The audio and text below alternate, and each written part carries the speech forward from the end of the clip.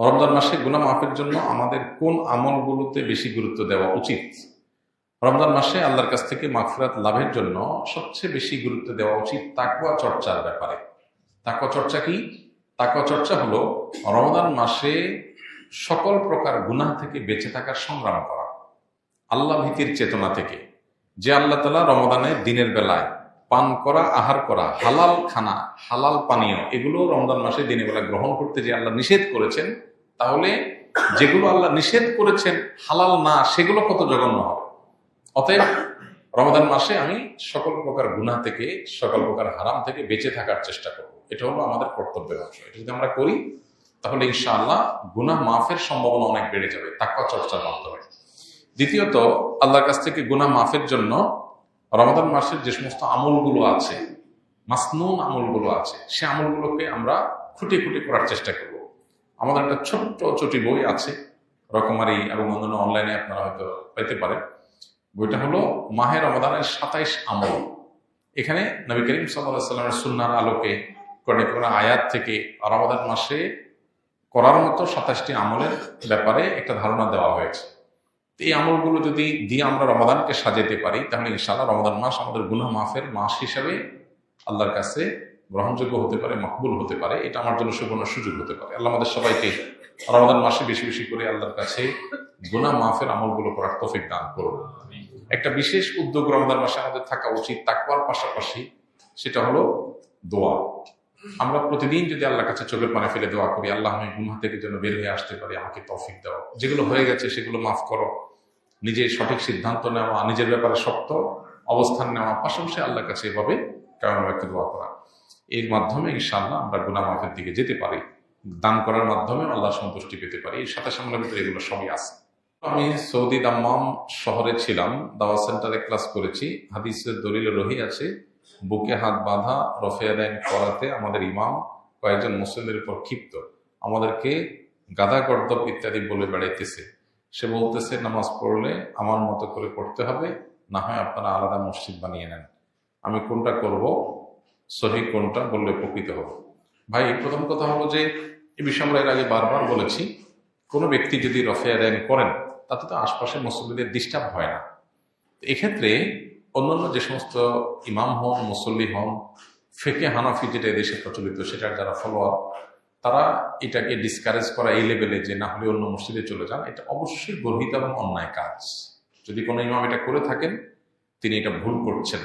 কোনো মুসলিম, কোনো মুসল্লি তাকে তিনি ভিন্ন কোনো মতের উপর আমল করছেন, এই জন্য মসজিদ থেকে বের করে দিতে হবে, এটা ইসলামের শিক্ষা না। এতটুকু সহনশীলতা আমাদের থাকা উচিত। সাহাবায়ে কেরাম রিদওয়ানুল্লাহি আজমাইন, তাদের মধ্যে একাধিক আমল প্রচলিত ছিল, একাধিক মত প্রচলিত ছিল, কিন্তু কেউ কাউকে মসজিদ থেকে এটার কারণে বের করে দেননি। ইমানদারের মধ্যে এতটুকু সহনশীলতা থাকতে হবে। সেই সাথে আপনার উদ্দেশ্যে আমার নাসিহা থাকবে, আমাদের অনেক ভাই ব্রাদার আছেন যারা ভিন্ন কোনো মত এর অনুসরণ করে তিনি বিপরীত মতকে ডিসকারেজ করার পেছনে লেগে যান, ফতোয়া দেওয়া শুরু করে দেন, এটা সঠিক নাই, এটা আয়াতে নাই, এটা হাদিসে নাই। এই জিনিসগুলো আপনার কাজ না, এগুলো আলেমদের কাজ। যেগুলো আলেমদের কাজ, গবেষকদের কাজ, একাডেমিশিয়ানদের কাজ, সেগুলো তাদের কাজ তাদেরকে করতে দেন। এখন আপনি সাধারণ মানুষ হয়ে নিজে আমল করছেন, যদি আপনি আলেমের ভুল ধরা শুরু করে দেন, ভুল ধরা বলতে কোরআন হাদিসের, আপনি যেমন এখানে বললেন যে সহিহ হাদিসে আছে, কোনটা না আছে, আপনি এই ডিবেট বিতর্কে যায় না। এগুলো গেলে নিজের ইমান আমল নষ্ট হয়। এগুলো বেশিরভাগ একটা পর্যায়ে গিয়ে ইগোতে পরিণত হয়। ইগো, আমি একটা মাযহাবের, উনি আরেকটা মাযহাবের, আমি একটা মাসলাকের, উনি আরেকটা মাসলাকের, আমারটা আমার প্রমাণ করতে হবে। ব্যক্তিগত জেদ, রেশারেশি এবং জেতাহারার মতো একটা মানসিকতা অনেক সময় চলে আসে, যেটা আমাদেরকে ইখলাসের গণ্ডি থেকে বের করে দেয়। এই জন্য আল্লাহর ভয় অন্তরে থাকা উচিত। আমি যেটাকে সঠিক মনে করছি, আমল করছি, আমি চাই আমার অন্য ভাই সঠিকটার উপর আমল করুক, কিন্তু এই ওলামাদের, ইমামদের ইস্তিহাদগত বিষয়ে ডিসকারেজ করা, ভুল ভাল বলে বা আপনার ফতোয়া দিয়ে বা এটার বিরুদ্ধে আপনার ডিবেট, বিতর্ক উস্কে দিয়ে বা এই সমস্ত কিছুর পিছনে সময় ব্যয় করে আমরা বেশিরভাগ ক্ষেত্রে নফসের চাহিদা পূরণ করি, বেশিরভাগ ক্ষেত্রে আমাদের দিলের আকাঙ্ক্ষা পূরণ করি, বা আমরা ইখলাসের গণ্ডি থেকে অনেক ক্ষেত্রে আমরা বের হয়ে যাই। এই জায়গাতে উভয়ের সবারই সতর্ক থাকা কাম্য। আমি তো মনে করছি আমি সঠিকটা করছি, কিয়ামতের ময়দানে জান্নাতে আমার যাওয়াটা হলো লক্ষ্য, সেখানে আমি পারবো কিনা। সেটা হলো গুরুত্বপূর্ণ প্রশ্ন। আমি করছি, আল্লাহর কাছে যদি গ্রহণযোগ্য না হয়, আল্লাহ যদি বলেন আমি গ্রহণ করলাম না, আল্লাহ গ্রহণ না করার জন্য করার কারণ দরকার নেই। আল্লাহ চাইলে গ্রহণ করবেন, চাইলে না করবেন। আপনি একটা মাটির কিছু তৈরি করেছেন, করে আপনি ভেঙে ফেলছেন, পৃথিবীর কোনো আইন আদালত আপনাকে কিছু বলতে পারবেন না। আপনি তৈরি করেছেন মাটি দিয়ে, আপনি ভেঙে ফেলছেন, আপনি কারোর ক্ষতি করেন না। আমরা আল্লাহর সৃষ্টি, আল্লাহ সৃষ্টিকর্তা।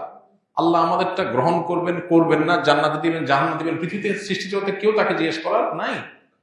লা ইউসআল আম্মা ইয়াফআল ওয়া হুম ইউসআলুন। তিনি যা করেন তার জন্য কোনো জবাবদিহিতা কারোর কাছে নেই। তাহলে আমার তো দিল থাকবে ভয় যে আমি কিয়ামতের ময়দানে আমার অবস্থা কি হবে। এখন আমি যদি সব বাতিলের খাতায় দিই, ফতোয়া দিতে থাকি, আর নিজের মনে করি আমি একেবারে জান্নাতি হয়ে গেলাম, এটা উচিত না। আবার অপর দিক থেকে যেটা বললাম, গ্লোবালাইজেশনের এই যুগে সারা পৃথিবীতে মানুষ ছড়িয়ে ছিটিয়ে আছে। একটা সমাজে একটা মাসআলাকের উপর আমল হবে, ভিন্ন কিছু থাকবে না। এটা এই বাস্তবতায় অন্তত, যেখানে যোগাযোগ ব্যবস্থা উন্নত হয়েছে, এক এলাকা মানুষ আরেক এলাকা যায়, আরেক এলাকা থেকে আরেকটা মাসলাক, মানহাজ, মাযহাব এগুলোর সাথে পরিচিত হয়, এগুলো থেকে এক একজন এক একটা মত পথে যাওয়ার মতো রাস্তা তৈরি হয়।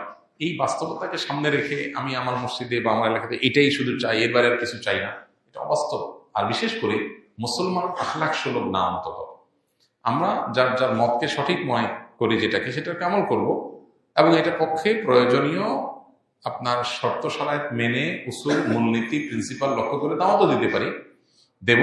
কিন্তু আমরা মুসলমান সুলভ আখলাকের গুন্ডি থেকে বের হতে পারি না। আল্লাহ আমাদের সবাইকে হেদায়েত তৌফিক দান করুন।